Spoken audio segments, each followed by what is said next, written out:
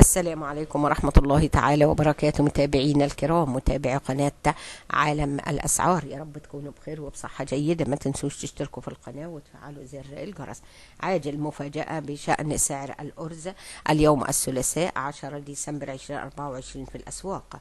سعر الأرز اليوم الثلاثاء 10 ديسمبر 2024 يعد الأرز من أهم المحاصيل الأساسية والتي تستخدم من قبل جميع المواطنين وعلى مدار اليوم، وقد يختلف سعر الأرز بمختلف الأنواع والأسواق المصرية. سعر الأرز اليوم، وقد شهد الأرز استقرارا في الأسعار طبقا لما أعلنت بوابة الأسعار المحلية والعالمية. وفي سعر طن الأرز الشعير رفيع الحبة 14,000 جنيه. سعر طن الأرز الشعير عريض الحبة 16,000 جنيه. سعر طن الأرز البلدي بنسبة كسرة 5% ب21,000 جنيه.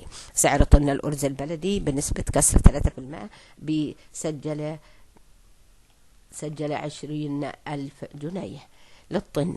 سعر كيلو الأرز في الأسواق، تراوح سعر كيلو الأرز الأبيض السائب للمستهلك المحلي ما بين 28 و 30 جنيه للكيلو حسب الجلة. سعر كيلو الأرز الذهبي كمالينو 3 في بطاقة التموين 25 جنيه. سجل سعر كيلو أرز أكاديا من نوع عريض الحبة 29 جنيه للكيلو. سجل سعر كيلو الأرز الزيرو من نوع عريض الحبة 25 جنيه. سجل سعر كيلو أرز لؤلؤ بنسبة كسر 10% بنحو 24 جنيه.